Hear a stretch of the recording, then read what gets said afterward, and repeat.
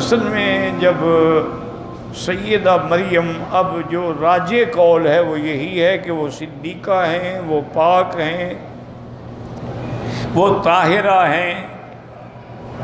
اللہ نے اپنے کمال قدرت کے اظہار کے لیے ان کو بغیر باپ کے بچہ دیا۔ اب اس میں دو فرقے بن گئے، ایک یہودی ملعونوں کا فرقہ ہے، انہوں نے تو نعوذ باللہ ثم نعوذ باللہ حضرت عیسیٰ علیہ السلام کو اور آپ کی اماں پہ تہمت لگائی کہ یوسف النجار جو اس مسجد کے اندر خادم تھا وہی رہتا تھا، اور تو وہاں کوئی مرد تھا ہی نہیں، لہذا یہ یوسف النجار کا بیٹا ہے۔ یعنی ان کے نزدیک نعوذ باللہ ثم نعوذ باللہ عیسیٰ علیہ السلام ولد الزنا ہے۔ اور عیسائی اتنا آگے بڑھ گئے، انہوں نے کہا کہ نہیں، کیا کہہ رہے ہو، عیسیٰ علیہ السلام تو خدا کا بیٹا ہے۔ اور بعض نے کہا کہ نہیں، وہ تو خود خدا ہے۔ بعض نے کہا کہ وہ ثالث، تو یہ افراط و تفریط میں مبتلا ہو کر دونوں فرقے جو ہیں وہ برباد ہو گئے، ان کے کفر میں کوئی شک نہیں۔ الحمدللہ اہل دین، اہل اسلام، اہل سنت والجماعت اعتدال پہ ہیں۔ انہوں نے کہا مریم پاک ہے، صدیقہ ہے، اور اللہ نے ان کو جو بیٹا دیا ہے وہ رسول اللہ ہے، وہ روح اللہ ہے، وہ کلمۃ اللہ ہے، اور اللہ کی قدرت کی نشانی ہے۔ تو اعتدال کا مسلک جو ہے وہ دین اسلام۔ تو اب بی بی صاحبہ کا جب حمل کا موضوع ہوا، اور یہ بھی یاد رکھیں کہ حمل وہ 1 گھنٹے کا نہیں تھا، وہی 9 مہینے کا تھا۔ تو اس کے بعد بی بی صاحبہ صرف اپنی بہن سے ملتی تھی جو حضرت زکریا کی بیوی تھی، اس کے علاوہ کسی سے نہیں ملتی تھی۔ آخر پھر اس نے دیکھا کہ جب ایام روز بروز قریب آ رہے ہیں تو بالکل ہٹ کے دور ایک جگہ پہ چلی گئی، وہاں ایک کھجور کا درخت تھا، اس کے ساتھ ٹیک لگا کے بیٹھ گئی، اور یہ جگہ جو ہے یہ وہی ہے جس کو بیت اللحم کہتے ہیں۔ یہ حضرت عیسیٰ کی پیدائش کی جگہ ہے، اور مسجد اقصیٰ سے 8 کلومیٹر کے فاصلے پہ۔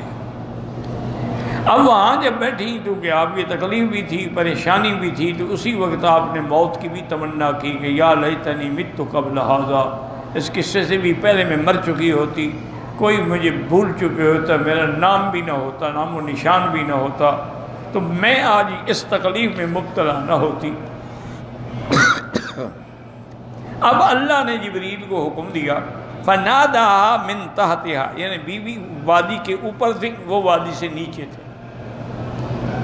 انہوں نے آواز دی کہ بی بی کیوں گھبراتی ہو، اللہ غم نہ کرو، پریشان ہونے کی کوئی ضرورت نہیں۔ اللہ نے احسان فرمایا کہ آپ کے لیے کھانے کا بھی اور پینے کا بھی انتظام کر دیا، اور یہ بھی تسلی دی کہ اگر اللہ ایک سوکھی ہوئی کھجور کو تازہ کر سکتے ہیں اور نیچے چشمہ جاری کر سکتے ہیں تو تمہیں بغیر باپ کے بیٹا کیوں نہیں دے سکتے۔ تو اس میں ان کی تسلی بھی تھی اور کھانے پینے کا انتظام بھی تھا۔ تو ساقط علیک رطبا جنیا، جب آپ اس کو ہلائیں گی تو آپ پر تازہ کھجوریں اتریں گی۔ فکلی واشربی وقرری عینا، تو آپ کھجوریں کھائیں، چشمے کا پانی پئیں اور اپنے آنکھوں کو ٹھنڈا کریں۔ عمرو بن میمون فرماتے تھے کہ جو عورت حالت نفاس میں ہو، بچہ جننے کے قریب یا بعد میں، اس کے لیے سب سے اچھی غذا جو ہے وہ تازہ کھجور ہے۔ اس سے اچھی غذا اگر اور ہوتی تو اللہ وہ بھی مریم کو دے دیتے۔ تو اس سے انہوں نے استدلال پکڑا ہے کہ عورت کے لیے کھجور جو ہے یہ سب سے، اور ویسے بھی خدا کی شان ہے کہ اللہ نے کھجور کے اندر بڑے بڑے وٹامنز رکھے ہیں جو ہر کسی کو مفید ہیں، لیکن عورت کے لیے بہت زیادہ مفید ہے۔ تو حضرت علی فرماتے تھے کہ کھجور کا درخت جو ہے یہ تمہاری خالہ ہے، اس کا خیال کیا کرو، اس کا احترام کیا کرو۔ فَإِنَّهَا خُلِقَتْ مِنَ الطِّينِ، چونکہ اللہ نے اس کو بھی مٹی سے پیدا کیا، اس کے علاوہ اور کوئی درخت نہیں ہے جس کے اندر پیوند کیا جائے اور نر کا بول ڈالا جائے، صرف یہ کھجور ہے۔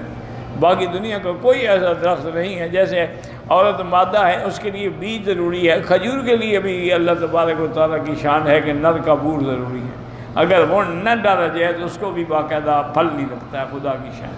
ویسے بھی علماء نے بڑی تحقیق کی ہے، یاد رکھیں، انہوں نے کہا کہ کھجور جو ہے نا یہ انسان سے مشابہ ہے، کیا معنی؟ انسان کا ہاتھ کٹ جائے زندہ رہ سکتا ہے، ٹانگ کٹ جائے زندہ رہ سکتا ہے، لیکن گردن کٹ جائے پھر زندہ نہیں رہ سکتا۔ کھجور کی بھی ادھر ادھر شاخیں کاٹ دو کھڑی رہے گی، لیکن اوپر سے اگر کاٹ دو تو مر جائے گی، تو اس کی بھی گردن کٹے تو مر جاتا ہے۔ دوسرا، ہر جانور جھک کے پانی پیتا ہے، صرف انسان ہے جو اوپر سے پانی پیتا ہے۔ اسی طرح کھجور ہے، ہر درخت زمین سے پانی لیتا ہے، کھجور آسمان کے پانی پہ زندہ رہتی ہے۔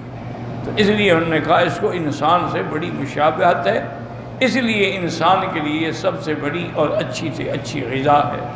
اور خاص طور پہ کھجور اجوا ہے، برنی ہے، سرفانہ ہے، یہ تو بڑی اللہ کی نعمتیں ہیں۔ حتیٰ کہ صحیح حدیث میں ہے کہ جو آدمی 7 دانے صبح اجوا کھجور کے کھائے اس پہ اس دن زہر بھی اثر نہیں کرے گی اور جادو بھی اثر نہیں کرے گی۔ اور ابتدائے دور میں حضور پاک کا اور صحابہ کے تو غذا ہی صرف کھجور تھی، الاسودان یعنی التمر والماء، کھجور کھائی پانی پی لیا، بس یہی غذا تھی، یہی روٹی تھی۔ یہ تو اب ہمارا ہے نا کہ 10 کھانے ہوں اور 2 کلو 4 آدمی کھا جائے، تو اس وقت تو یہ عالم نہیں تھا، اسی لیے وہ لوگ صحت مند تھے، نہ ان کو الحمدللہ کبھی اٹیک ہوا، نہ ان کو کبھی دل کا دورہ پڑا، نہ ان کو کبھی کینسر بنا۔ یہ جو تم نے مرکبات بنا کے کھانے شروع کیے ہیں ساری اسی کی مہربانی ہے کہ اس میں مرچیں ہیں اور مسالے ہیں اور نمک ہے اور پتہ نہیں کیا کیا بلائیں ہیں۔ اس کا نتیجہ یہ ہے کہ آج انسان بیماریوں کا گھر بن چکا ہے۔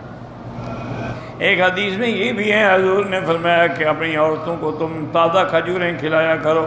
ویسے بھی یعنی ایک دفعہ مجھے یاد ہے، بہت پرانی بات ہے، اس وقت میری والدہ بھی زندہ تھی، والد بھی زندہ تھے، تو ہم جس گھر میں رہتے تھے نا اس گھر کے قریب میں کوئی رائل فیملی کے خاندان کے کچھ لوگ ساتھ والے مکان میں ٹھہرے ہوئے تھے، تو ان کی شرافت ہے اور ان کی مہربانی ہے کہ وہ کبھی کبھی ہم فقیروں کے گھر میں بھی ان کی عورتیں آ جاتی تھیں اور اعلیٰ قسم کی کھجوریں لاتی تھیں۔ رائل فیملی تھی اور پھر گسیم اور بریدہ کی کھجوریں تو دنیا میں مشہور ہیں، تو اعلیٰ قسم کھجوریں لے آتی ہیں۔ ہمارے گھر والے کوئی 2 دانے اٹھاتا، کوئی 3 اٹھاتا، انہیں کیا کر رہے ہو، کھاؤ۔ کتنا کھائیں؟ انہوں نے کہا ہم تو کم سے کم دن میں ½ کلو سے کم تو کبھی نہیں، ورنہ 1 کلو کھاتی ہیں روز کا۔ تو انہوں نے کہا اگر تم نہیں کھاتی ہو تو اپنے خاوند کے حقوق کیسے ادا کرتی ہو؟ جب تم کھجور ہی نہیں کھاتی ہو تمہارے اندر طاقت کہاں سے آئے گی؟ ½ کلو روز کھایا کر۔ وہ زبردستی آ کے تو وہ 4 دانے کھلاتے، ہم لوگوں کی تو عادت ہی نہیں نا اتنا کھانے کی، زیادہ سے زیادہ 2 4 5 دانے کھا لیے۔ تو عرب آج بھی الحمدللہ کھجور کھاتے ہیں اور بڑے شوق سے۔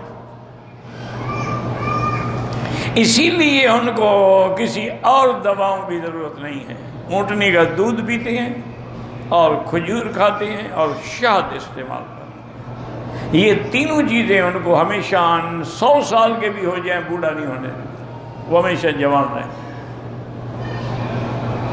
بہرحال تو حضور نے بھی فرمایا کہ اپنی عورتوں کو کھجور کھلایا کرو، اگر تازہ کھجور نہ ملے چلو سوکھی کھلاؤ، کیونکہ دنیا میں اور کوئی ایسا درخت نہیں شان والا جس کھجور سے زیادہ کہ جس کے نیچے اللہ نے بی بی مریم کو پناہ دی۔